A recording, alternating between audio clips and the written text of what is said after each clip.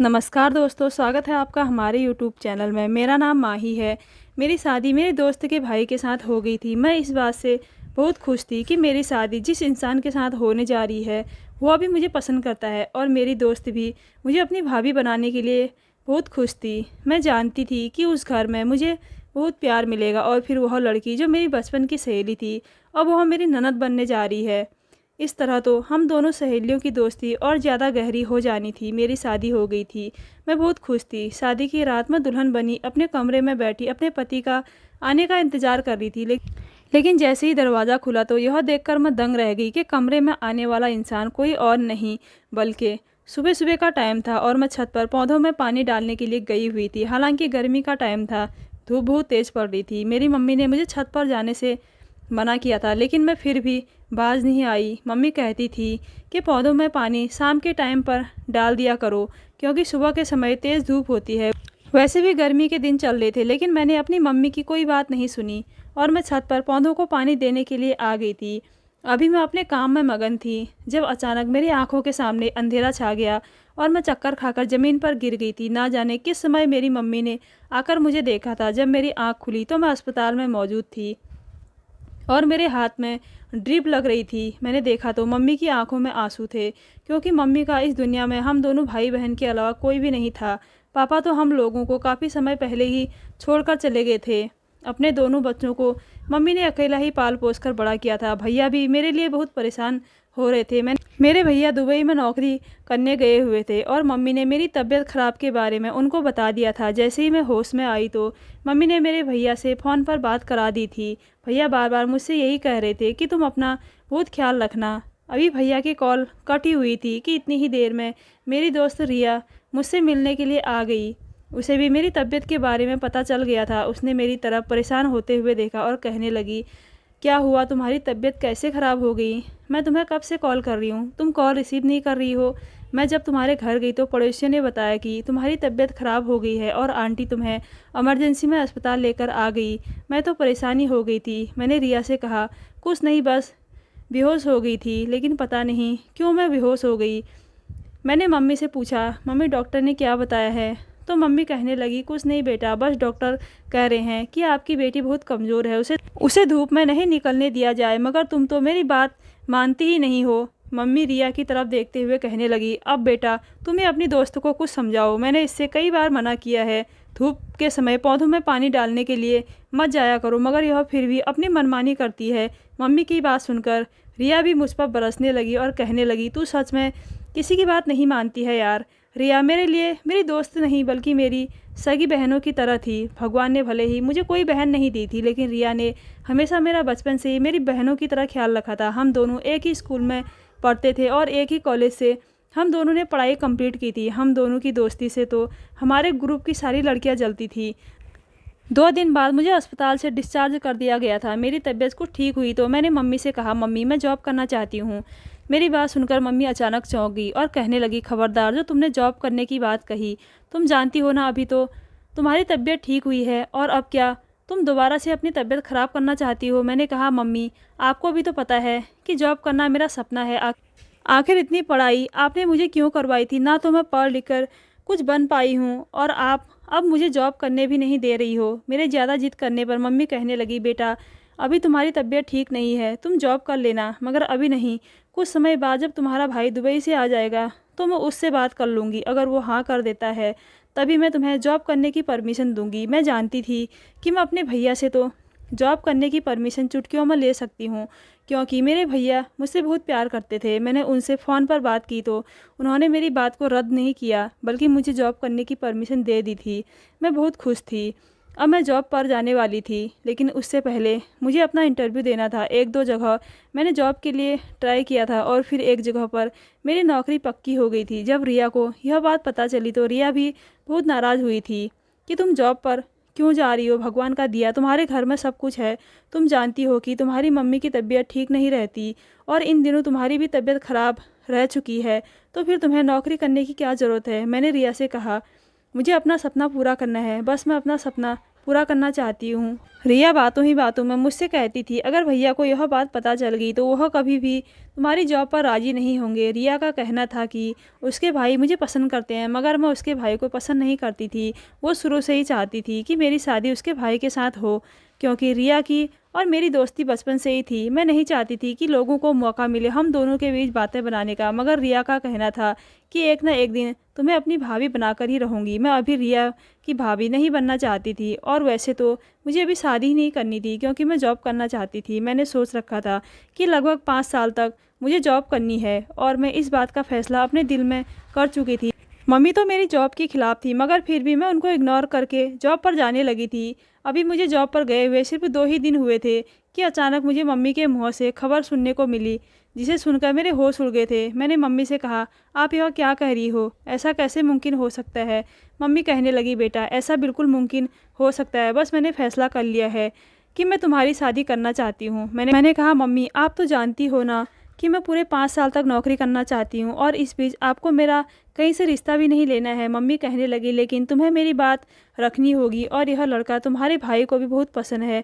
Mummy के मुँह से अपनी शादी की बात सुनकर मेरी आंखों में आंसू आ गए थे। मेरा उदास चेहरा देखकर मम्मी कहने लगी, बेटा क्या तुम अपनी मम्मी की खुशी के खातिर यह शादी नहीं कर सकती? क्या तुम अपनी आंखों में इस जॉब के सजे हुए सपने को अपनी मम्मी के लिए तोड़ नहीं सकती?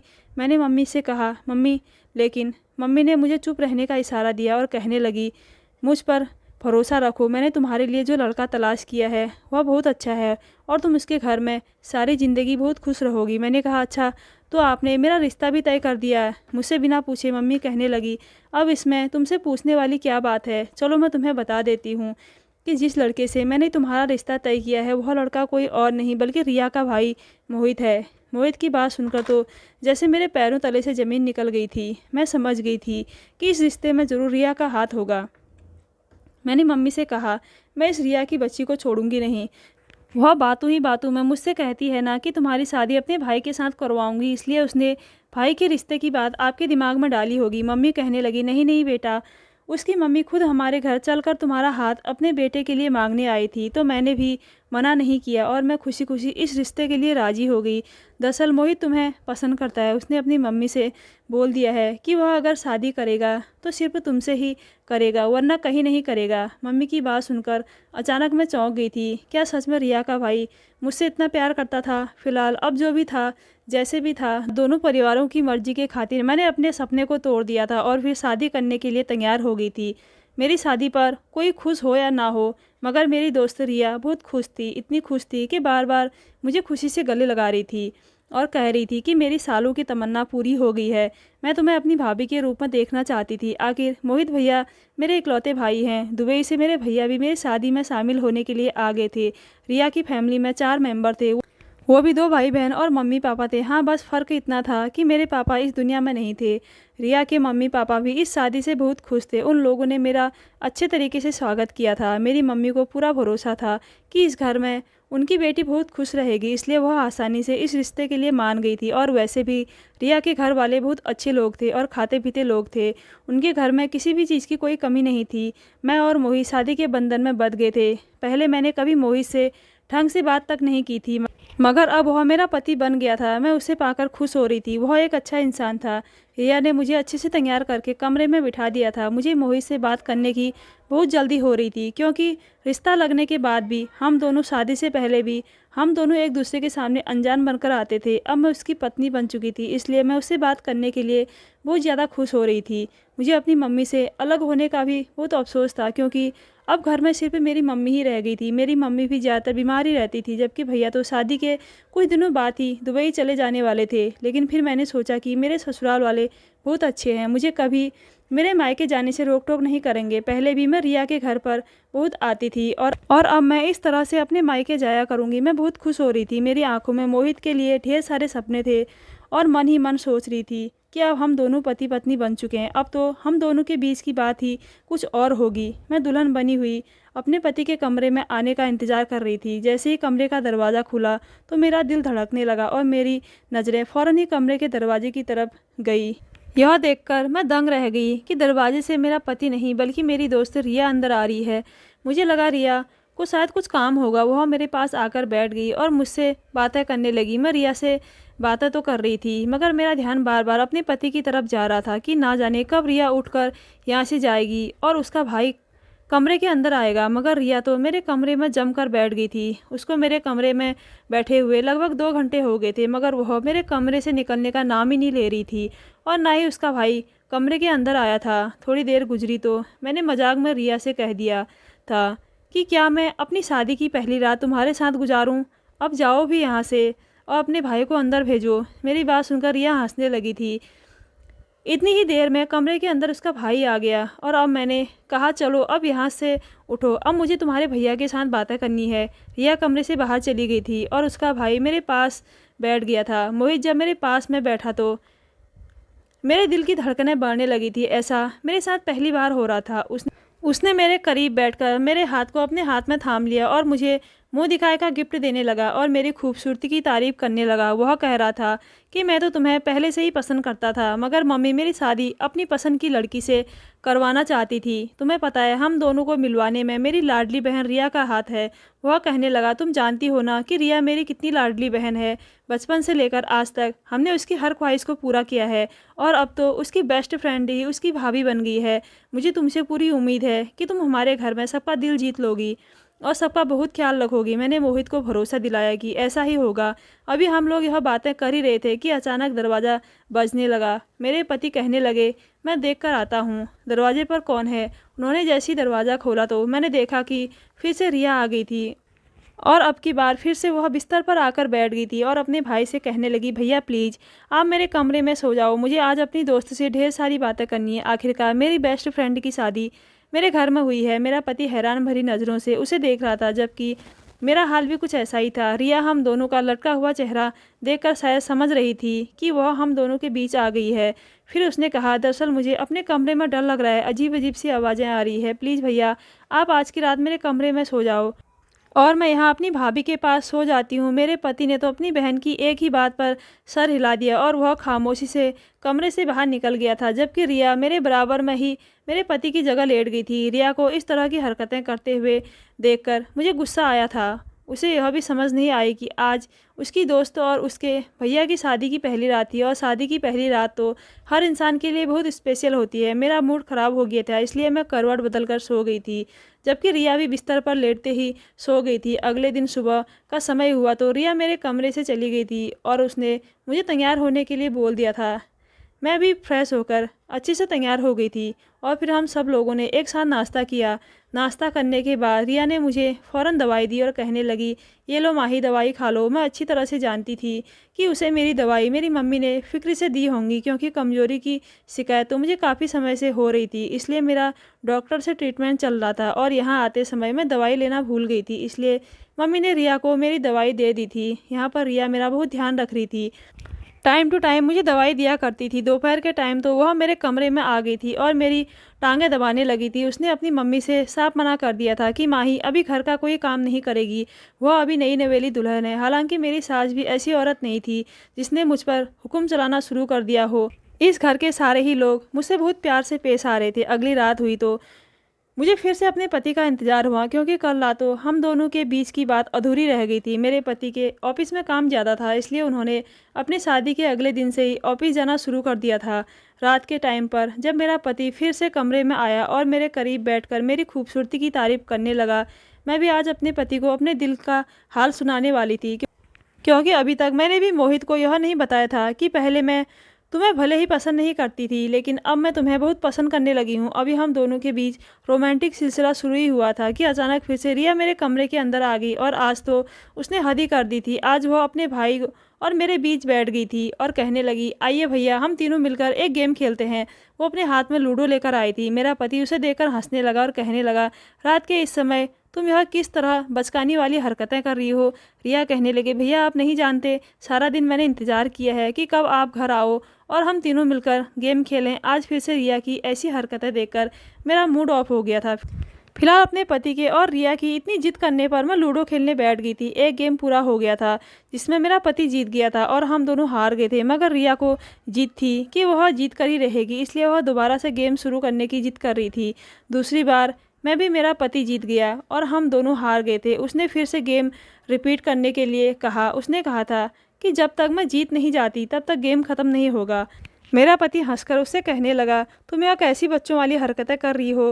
रिया अपने भाई की तरफ देखकर मुस्कुराते हुए कहने लगी, भैया मैं तो आपके लिए हमेशा बच्ची ही रहूँगी, इसलिए हरकतें भी बच्चों वाली ही करूँगी ना। आपको नहीं पता कि मैं कितने सालों से यह सपना देख रही थी कि आप दोनों एक हो जाओ और मैं आपके साथ इस तरह के हसीन पल गुजारूं। लूडो खेलते खेलते हमें रात के 2 बज गए थे। रिया तो हमारे कमरे से जाने का नाम ही नहीं ले रही थी। मेरे पति की आंखों में मैंने देखा था उनको नींद आने लगी थी, क्योंकि वह सुबह सवेरे उठते थे।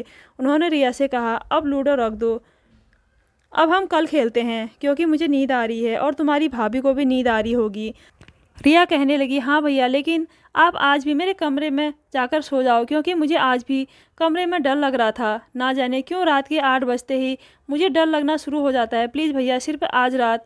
और अपनी बहन की बात मानते हुए मेरा पति आज फिर से कमरे से बाहर निकल गया था और रिया मेरे पति की जगह पर लेटकर सो गई थी। मेरी समझ नहीं आ रहा था कि रिया यह सब कुछ जानबूझकर कर रही है या फिर वह सच में बचकानी हरकत कर रही है। फिलहाल अगले दिन मेरा पति सुबह सवेरे नाश्ता करने के बाद मेरे कमरे में आकर मुझसे थोड़ी देर तक बातचीत करता रहा और उसके बाद वह ऑफिस चला गया था, क्योंकि सुबह होते ही रिया मेरे कमरे से निकल जाती थी और उसके निकलने के बाद मेरा पति कुछ देर के लिए मेरे पास आ जाता था। आज मेरे पति ने कहा था कि शाम को तुम तैयार रहना, हम दोनों पति पत्नी कहीं बाहर घूमने के लिए चलेंगे। मैं भी अपने पति की बात सुनकर खुश हो गई थी और फिर इस तरह शाम को जब मेरे पति जल्दी ऑफिस से घर आ गए तो हम दोनों पति पत्नी घूमने के लिए चले गए थे। रात के लगभग 11 बजे हम लोग घर पर आए थे।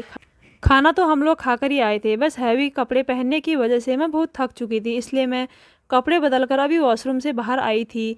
यह देखकर मैं दंग रह गई कि रिया फिर से मेरे कमरे में बैठी हुई थी और अपने भाई के साथ लूडो खेल रही थी। रिया कहने लगी, माही जल्दी से आ जाओ, यह गेम पूरा होने वाला है, उसके बाद दोबारा से गेम स्टार्ट करते हैं। रिया की बात से आज मुझे उस पर बहुत गुस्सा आ रहा था। क्या उसका आज भी इरादा था कि वह मेरे कमरे में रुकना चाहती थी? और फिर ऐसा ही हुआ था। उसने फिर से अपने भाई से वही बात दोहराई थी और वह आज फिर से मेरे कमरे में सो गई थी। ना जाने रिया को क्या हो गया था, वह तो हर बात को अच्छी तरह से जानती थी, तो फिर वह मुझे मेरे पति के साथ वक्त गुजारने का मौका क्यों नहीं दे रही थी। फिर मैंने दिमाग लगाया कि अगर रिया हम दोनों पति पत्नी को वक्त गुजारने का मौका नहीं देना चाहती तो फिर वह आज हम दोनों के साथ घर से बाहर भी तो जा सकती थी। मैं चाह कर भी उससे नाराज़गी जाहिर नहीं कर सकती थी, क्योंकि वह मेरी दोस्त थी और फिर वह अपने भाई के पीछे मेरा बहुत ख्याल रखती थी। इसी तरह कई दिन गुजर गए थे और अभी तक मेरी अपने पति के साथ अकेले में कोई मुलाकात नहीं हुई थी और ना ही हम दोनों ने अपनी ज़िंदगी की नई शुरुआत की थी। मेरी शादी को 20 दिन गुजर गए थे और इन पूरे 20 दिनों तक रिया मेरे साथ ही सो रही थी। 2 दिन के लिए मैं अपने मायके मम्मी के पास चली गई थी। वहाँ जाने के बाद मैंने अपने मम्मी को भी सब कुछ बताया। मेरी बात सुनकर मम्मी कहने लगी, बेटा रिया की बात का बुरा मत मानना, रिया अगर तुम्हारे कमरे में सो रही है तो इसमें बुरी बात क्या है। लेकिन मेरी मम्मी भी बात को समझने की कोशिश नहीं कर रही थी और मैं डिटेल में उनको कुछ बता नहीं सकती थी। मम्मी ने भी रिया की साइड ली थी और मुझसे कहा था कि दवाई टाइम पर लेते रहना। डॉक्टर ने कहा है कि तुम्हारा इलाज 2.5 साल तक चलना है। तुम जानती हो ना कि तुम्हारा इलाज चलते हुए 2 साल गुजर गए हैं, जबकि 6 महीने अभी बाकी रह गए हैं। तुम्हें अपनी सेहत का बहुत ख्याल रखना होगा। ससुराल में रहते हुए मुझसे ज़्यादा ख्याल तो मेरा रिया रख रही थी। उसने मुझे अभी तक घर का कोई काम नहीं करने दिया था। हालांकि उसकी मम्मी कहती भी थी, माही भले ही तुम्हारी दोस्त है, मगर अब वो इस घर की बहू बन चुकी है। आखिर बहू कब तक घर के काम नहीं संभालेगी? क्या तुम उसकी सेवा करने के लिए उसे इस घर में बहू बनाकर लाई हो? बस बहुत हो गया, अब उसे कमरे से निकलकर गृहस्थी संभालनी होगी। मैंने कई बार सुना था कि रिया मेरी वजह से अपनी मम्मी से भी बहस कर लिया करती थी और उनसे यही कहती थी कि माही घर का कोई काम नहीं करेगी। अगर वह इस घर की बहू बन गई है तो इसका मतलब यह नहीं है कि उसे घर की बहू ही समझा जाए। जबकि वह अपने पापा से भी अपनी मम्मी की शिकायत कर दिया करती थी। अंकल भी रिया की मम्मी को डांट देते थे और कहते थे कि बहू और बेटी में कभी फ़र्क मत करना, मेरे लिए मेरी बहू मेरी बेटी समान है। अपने पति की डांट पर भी रिया की मम्मी खामोश हो जाती थी, मगर ना जाने क्यों रिया को मेरी इतनी फिक्र लगी रहती थी। बार बार वह मेरे कमरे में आकर मुझे कुछ ना कुछ खाने पीने का सामान दे जाती थी, मेरी टांगें दबाती थी, कभी मेरा सर दबाने को कहती थी। मैं उसे मना भी किया करती थी, लेकिन वह ज़बरदस्ती मेरे सारे काम करती थी और मुझे समय पर दवा भी खिला दिया करती थी। अगर उसके अंदर कोई कमी थी तो सिर्फ यही थी कि वह मुझे और मेरे पति को अकेले में टाइम स्पेंड नहीं करने दे रही थी। मैं जानती थी कि वह बच्ची नहीं है, बस सब कुछ जानते हुए भी हम दोनों पति पत्नी के बीच ना जाने क्यों आ जाती है। लगभग 2 महीने इसी तरह के गुजर गए थे। अब तो मैं अपने पति से भी रिया की शिकायत करने लगी थी। मैंने उनसे एक दिन तो कह दिया था कि रिया की मुझे यह हरकत बिल्कुल अच्छी नहीं लगती। वह हर रोज़ रात के समय हम दोनों के बीच आकर बैठ जाती है और मुझे तो ऐसा लगता है कि आप मेरे पति नहीं बल्कि वो मेरा पति है। क्या यही सब करने के लिए रिया मुझे इस घर में लेकर आई थी? आप रिया से कुछ कहते क्यों नहीं? आप उसको डांट लगाइए कि वो हम दोनों की पर्सनल ज़िंदगी में दखल अंदाजी ना करे। इस बात पर तो उल्टा मेरा पति मुझ पर ही गुस्सा करने लगा और कहने लगा, तुम किसको डांटने की बात कर रही हो? अपनी उस सहेली को जो इस घर में तुम्हें एक गिलास तक उठाने नहीं देती।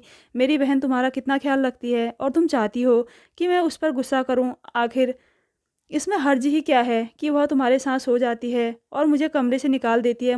मुझे तो अपनी बहन की इस बात में कोई दिक्कत नज़र नहीं आती। आखिर वह कुछ दिन की मेहमान है। हम लोग उसके लिए रिश्ता तलाश कर रहे हैं। जैसे ही उसका रिश्ता लग जाएगा वह शादी होकर अपने ससुराल चली जाएगी और फिर सारी ज़िंदगी हम दोनों को एक ही कमरे में ही तो रहना है। इसमें कौन सी परेशानी वाली बात है? अपने पति की बात पर मैं हैरान हो रही थी कि उनको कोई परेशानी वाली बात नज़र नहीं आ रही थी, जबकि अब मुझे बहुत परेशानी होने लगी थी। मुझे रिया दिन पर दिन बुरी लगने लगी थी, क्योंकि अभी कुछ दिन पहले हमारे घर पर मेरे ससुराल के ही कुछ रिश्तेदार आए थे और उन्होंने मेरी सास से कहा कि अभी तक बहू को कोई गुड न्यूज़ नहीं है। जिस बात पर मेरी सास कहने लगी, अभी उसकी शादी को सिर्फ 2 महीने हुए हैं। उन्होंने उनकी बात को पलटते हुए कहा, तुम जानती हो कि मोहित की शादी से 2 दिन बाद हमारे मोहल्ले में रहने वाले एक लड़के की शादी हुई थी। उसकी पत्नी तो शादी के 1 महीने बाद ही प्रेग्नेंट हो गई। चलो कोई बात नहीं, हाँ मगर 2-3 महीने और रुक जाओ। अगर बहू प्रेग्नेंट ना हो तो फ़ौरन डॉक्टर से ट्रीटमेंट करवा लेना, क्योंकि आजकल की लड़कियां देर से प्रेग्नेंट हो रही हैं और अगर समय पर इलाज ना करवाया जाए तो लड़कियों के अंदर बहुत सारी कमियां आ रही हैं, जिनकी वजह से वह सारी ज़िंदगी माँ नहीं बन पाती। अब मैं किसी को क्या बताती कि अभी तक मेरे पति और मेरे बीच कुछ भी नहीं हुआ था। अभी तक तो हम दोनों ने खुलकर एक दूसरे से कोई बात भी नहीं की थी, क्योंकि हम दोनों की बातचीत के दौरान ही मेरी ननद रिया आकर बैठ जाती थी। रिया मेरे सामने बहुत अच्छी बनने की कोशिश करती थी, मगर मैं समझ गई थी कि वह अच्छी नहीं है। शायद यही सब को रियलाइज़ करने के लिए उसने मेरी शादी अपने भाई के साथ करवाई थी। मैं उसके भाई से दूर रह सकूं, और वह अपने भाई के पीछे मेरी सेवा इसलिए करती थी ताकि वह मेरी नज़रों में अच्छी बन सके। मगर अब मैं उसकी यह चालाकी और बर्दाश्त नहीं कर सकती थी। एक दिन रिया जब हम दोनों पति पत्नी के बीच आकर बैठ गई तो मैंने रिया का हाथ पकड़कर उसे अपने कमरे से निकाल दिया था और कहा, अगर आज के बाद तुम मेरे कमरे में आई तो अच्छा नहीं होगा। मेरा पति भी यह सब कुछ देखकर हैरान हो गया था, जबकि रिया भी मुझे फटी फटी नज़रों से देख रही थी, क्योंकि आज पहली बार उसने मेरा बदला हुआ मूड देखा था। उसे तो हमेशा लगता था कि वह अपनी उल्टी सीधी हरकतें मुझ पर आजमाते रहेगी और मैं खामोशी से उसकी यह सारी हरकतें बर्दाश्त करती रहूँगी। मैंने रिया से कहा था कि आखिर तुम यह सब कुछ क्यों कर रही हो? क्यों तुम मेरे और मेरे पति के बीच आ जाती हो? तुम्हें पता है ना कि पति पत्नी के बीच आना कितना बड़ा पाप है, और तुम हम दोनों पति पत्नी के बीच आ रही हो। लोग हर बार पूछते हैं कि अभी तक बहू को कोई गुड न्यूज़ नहीं है। मैं किसी को क्या बताऊं कि इस घर में तुमसे मेरा पति इतना प्यार करता है कि तुम्हारी उल्टी सीधी हरकतों पर ही वह कुछ नहीं कहता। मेरा पति मेरे करीब आया और कहने लगा, तुम्हारी हिम्मत कैसे हुई मेरी बहन से इस तरह की बात करते हुए? मैंने मोहित से कहा, मैं तो इससे इसी तरह से बात करूंगी। आखिर मैं कब से इसकी यह हरकतें बर्दाश्त कर रही हूँ? आपको तो कुछ नज़र नहीं आता।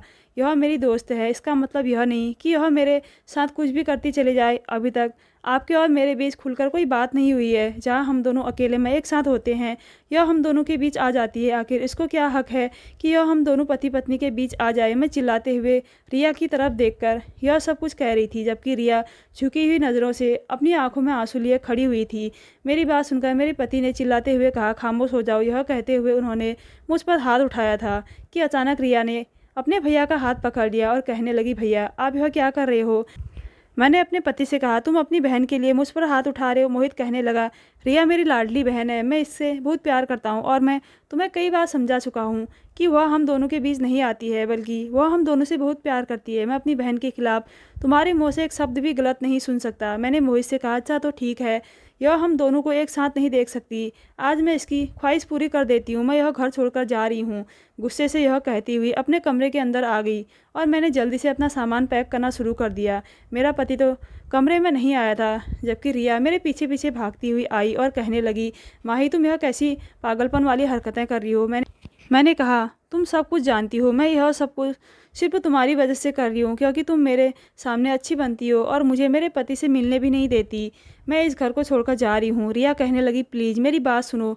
फिर उसने मुझे एक तरफ को लटका दिया और वह मेरे आगे हाथ जोड़कर कहने लगी, अच्छा एक बार मेरी बात सुन लो, उसके बाद जो तुम्हारा दिल करे वैसा करना। मैंने उसकी तरफ आंसू भरी नज़रों से देखा। फिर उसने मुझे बताना शुरू किया। उसने कहा, दरअसल मैं तुम्हारा कभी गलत नहीं सोच सकती, हमेशा मैं तुम्हारे बारे में अच्छा ही सोचती हूँ और हमेशा मैं तुम्हें अपनी भाभी बनाने की ख्वाहिश करती थी। तुम नहीं जानती कि मेरी मम्मी तो तुम्हें इस घर की बहू नहीं बनाना चाहती थी, क्योंकि उन्होंने भैया के लिए लड़की पहले से ही पसंद की हुई थी। वह अपनी सहेली की बेटी को भैया की पत्नी बनाना चाहती थी, जबकि मेरी शुरू से ही ख्वाहिश थी कि तुम मेरे भाई की पत्नी बनकर इस घर में आ जाओ। मैंने भैया के दिमाग में भी यही डाला था कि तुम बहुत खूबसूरत हो और मम्मी जिस लड़की से भैया की शादी करवाना चाहती है वह बहुत चालाक है, क्योंकि मम्मी की सहेली और उनकी बेटी शुरू से ही यही चाहती कि वह हमारे घर में आने के बाद मेरे भैया की दौलत पर राज करे, जबकि तुम शुरू से ही भोली और मासूम हो। मैं तुम्हें अच्छी से जानती हूँ। मैं भैया के सामने तुम्हारी ढेर सारी तारीफ़ करती थी तो भैया के दिल में भी तुम्हारे लिए जगह बनने लगी और वह मन ही मन तुम्हें पसंद करने लगे। मम्मी ने भैया की शादी अपनी सहेली की बेटी के साथ जल्दी करने का फैसला कर लिया था, लेकिन हम दोनों भाई बहन की मर्जी तो तुम थी।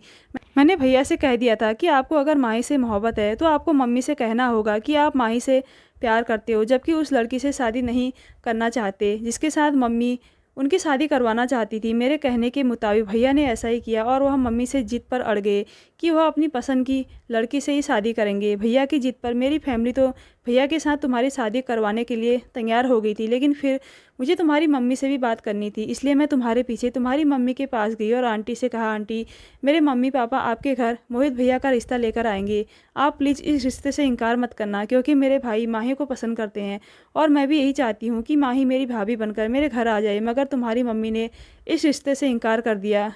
मुझे समझ नहीं आ रहा था कि आखिर मेरे भाई के अंदर क्या कमी है, क्योंकि आंटी तुम्हारे और भैया के रिश्ते को मना कर रही थी।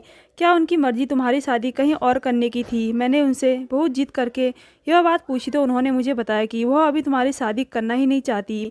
मैंने आंटी से कहा, अगर आंटी मेरे भैया की माई के साथ शादी नहीं हुई तो मेरी मम्मी ज़बरदस्ती उनकी शादी अपनी दोस्त की बेटी के साथ करवा देंगी, जबकि मैं उसे अपने घर में बर्दाश्त नहीं कर सकूंगी। मैंने तुम्हारी मम्मी के आगे हाथ जोड़ दिए, प्लीज़ आंटी, ऐसी भी क्या वजह है जो आप इस रिश्ते से इनकार कर रही हैं? हमारे घर पर माही बहुत खुश रहेगी।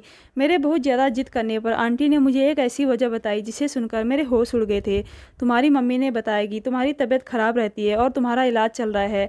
ये बात तो हम सब लोग जानते हैं, मगर साथ ही साथ आंटी को डॉक्टर ने यह भी बताया था कि तुम बहुत कमज़ोर हो। दरअसल बचपन से ही तुम्हें ऐसी बीमारी है जिसने तुम्हारे अंदर कमज़ोरी पैदा कर दी है, इसलिए तुम ना ज़्यादा गर्मी बर्दाश्त कर पाती हो ना ज़्यादा सर्दी। यही वजह है कि आंटी ने तुम्हें इतने प्यार से पाला और तुम पर कभी किसी चीज़ का प्रेशर डालने नहीं दिया और हर तरह से तुम्हें खुश रखने की कोशिश की। इसी वजह से तुम्हें आज तक अपनी बीमारी का ज़्यादा एहसास नहीं हो सका, मगर अब तुम जवान हो चुकी हो। डॉक्टर ने आंटी को तुम्हारे पूरे 2.5 साल का इलाज बताया था।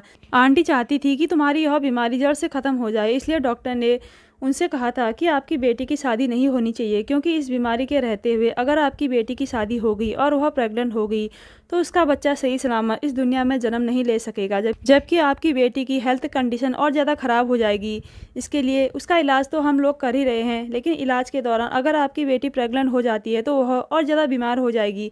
अगर आपको अपनी बेटी की इस बीमारी को जड़ से दूर करना है तो इस बीच आपको अपनी बेटी की शादी नहीं करनी है। बस इसी वजह से आंटी तुम्हारी शादी नहीं करना चाहती थी। 2 साल का तुम्हारा इलाज तो कंप्लीट हो गया था, मगर 6 महीने अभी रह गए थे। आंटी ने कहा था कि अभी 6 महीने तक भी मैं अपनी बेटी की शादी नहीं करना चाहती, बल्कि मैं इसे थोड़ा और ज़्यादा समय लगाना चाहती हूँ, क्योंकि अभी मेरी बेटी की भी उम्र ज़्यादा नहीं है और मैं चाहती हूँ कि मेरी बेटी शादी करने के लिए पूरी तरह से ठीक हो जाए, जिसकी वजह से उसकी आने वाली ज़िंदगी में कोई दिक्कत ना आए। इलाज तो जैसे तैसे आंटी तुम्हारा करवा ही रही थी, बस वह इसी बात से डर रही थी कि अगर उन्होंने मेरी बात मान ली, तुम्हारी शादी मेरे भाई के साथ करवा दी, तुम प्रेग्नेंट हो जाओगी और फिर ना तो तुम्हारा बच्चा सेहतमंद होगा और तुम भी पहले से ज़्यादा कमज़ोर हो जाओगी। लेकिन मुझे तो अपने भैया की शादी जल्द से जल्द करवानी थी, क्योंकि मेरी मम्मी को बड़ी मुश्किल से तुम्हारे और भैया के रिश्ते के लिए राज़ी किया था। अब अगर मम्मी से आंटी तुम दोनों के रिश्ते के लिए इनकार कर देती तो मेरी मम्मी को बहाना मिल जाता अपनी सहेली की दोस्त को भैया की पत्नी बनाने का, और वह लड़की हमारे घर आने के बाद हम लोगों के लिए बहुत बुरी साबित होती। तुमसे बेहतर तो मुझे अपने भाई के लिए कोई भी नहीं लगा था, इसलिए मैंने आंटी को भरोसा दिलाया कि मैं शादी के बाद तुम्हारा बहुत ख्याल रखूँगी और तुम्हें यह भी नहीं करने दूंगी। बस यही वजह है कि मैं भैया और तुम्हारे बीच कोई रिश्ता नहीं बनना देना चाहती थी जब तक तुम ठीक ना हो जाती। मैंने आंटी से वादा किया था कि मैं तुम्हारा बहुत बहुत ख्याल रखूँगी और मैं अपना यही वादा पूरा कर रही थी, क्योंकि मैंने शुरू से ही तुम्हें अपनी बहन की तरह समझा है। मैं तुमसे बहुत प्यार करती हूँ माही। मैं यह सब कुछ तुम्हारी भलाई के लिए कर रही थी। यह बात तुम्हारी मम्मी और मेरे अलावा कोई भी नहीं जानता है। और अब तुम्हारा इलाज सिर्फ 4 महीने का रह गया है। तुम नहीं जानती कि आंटी ने तुम्हारी दवाइयाँ मुझे दे दी थी, और जब तुम्हारी दवाइयाँ ख़त्म हो जाती हैं तो मैं खुद मार्केट से जाकर तुम्हारी दवाइयाँ लेकर आती हूँ और टाइम से तुम्हें दवाई देती हूँ। मैं नहीं चाहती कि हमारे घर में आने के बाद तुम्हें किसी परेशानी का सामना करना पड़े, बल्कि मैं तो चाहती हूँ कि तुम जल्द से जल्द पूरी तरह से ठीक हो जाओ। मुझे पूरा भरोसा है तुम जल्दी से ठीक हो जाओगी, लेकिन मुझे माफ़ कर दो। मैं तुम दोनों के बीच सिर्फ इसी वजह से आती थी, वरना तुम नहीं जानती कि मुझसे ज़्यादा खुश तो कोई भी नहीं है तुम दोनों को एक देखकर। मैं तो अपने आप को बहुत लक्की समझती हूँ जिसकी भाभी उसकी बेस्ट फ्रेंड बनी है। अगर मेरी बात सुनने के बाद भी तुम यहाँ से जाना चाहती हो तो मैं तुमसे माफ़ी मांगती हूँ। मैंने तुम्हारे साथ सच में बहुत गलत किया है, मेरी वजह से तुम्हारा दिल दुखा है, मुझे माफ़ कर दो। रिया की बात सुनकर मेरी आंखों में आंसू आ गए थे। मैंने उसके हाथ पकड़ लिया और कहा, रिया तुम मुझे माफ़ कर दो, मैं तुम्हें गलत समझती रही। तुमने शुरू से ही मेरा बहुत ख्याल रखा है, यह तो मैं जानती थी, लेकिन मुझे यह नहीं पता था कि तुम मेरा इतना ज़्यादा ख्याल रख सकती हो। कि मुझे ठीक करने के लिए तुमने कितने जतन किए और मेरी नज़रों में गलत तक बन गई। प्लीज़ मुझे माफ़ कर दो। मैं रोते हुए रिया से माफ़ी मांग रही थी, तभी अचानक पीछे से मेरा पति भी कमरे के अंदर आ गया और वह भी मेरी तरफ देखने लगा, क्योंकि वह भी हम दोनों की बातें सुन चुका था। मैंने हाथ जोड़कर अपने पति से भी माफ़ी मांगी तो मेरा पति कहने लगा, कोई बात नहीं, हम सब लोग गलतफहमी का शिकार हो रहे थे, मगर अब ऐसा नहीं होगा, मैं तुम्हारा बहुत ख्याल रखूंगा। उन्होंने रिया से कहा, अब तुम्हें अपनी भाभी का ख्याल रखने की ज़रूरत नहीं है, अब मैं तुम्हारी भाभी का ख्याल रखूंगा और तुम देखना माही जल्दी ही ठीक हो जाएगी। यह राज सिर्फ हम तीनों के बीच ही रहा था, इस बारे में मेरे सास ससुर को कुछ पता नहीं था। मेरे पति और रिया ने मेरा बहुत ख्याल रखा और इस तरह वक्त गुजरने के साथ साथ जब मेरी रिपोर्ट आई तो मेरी रिपोर्ट में काफ़ी हद तक सुधार आया था और इस तरह से अपने पति के साथ अकेले में समय भी गुजार पाई थी। मगर डॉक्टर ने अभी भी मुझे अपने पति से दूर रहने को कहा था। मैं बहुत खुश थी कि मुझे इतना प्यार करने वाला पति और इतना ख्याल रखने वाली ननद मिली थी। 1 साल और इसी तरह से गुजर गया। लोगों की बातों को मैंने इग्नोर करना शुरू कर दिया, क्योंकि मेरे साथ इतना प्यार करने वाला पति जो था, और भगवान की कृपा से मैं बिल्कुल ठीक हो गई। और फिर हम दोनों पति पत्नी ने अपनी ज़िंदगी की नई शुरुआत की। इस भी रिया की भी शादी हो गई थी। कहते हैं ना, हमेशा अच्छे लोगों के साथ अच्छा ही होता है। रिया बहुत अच्छी थी, इसलिए उसको एक ऐसा ससुराल मिला जहाँ पर उसे बहुत लाड प्यार से रखा गया था। रिया जैसी दोस्त तो नसीब वालों को मिलती है। मैं आप लोगों से पूछना चाहती हूँ कि क्या आपको भी ऐसी दोस्त मिली है जिसने आपका इतना ख्याल रखा हो? तो दोस्तों, कैसी लगी आज की स्टोरी? अगर अच्छी लगी तो मेरे चैनल को ज़रूर सब्सक्राइब कीजिएगा और वीडियो को लाइक कीजिएगा और प्यारे प्यारे कमेंट कीजिएगा। मिलती हूँ न्यू वीडियो के साथ।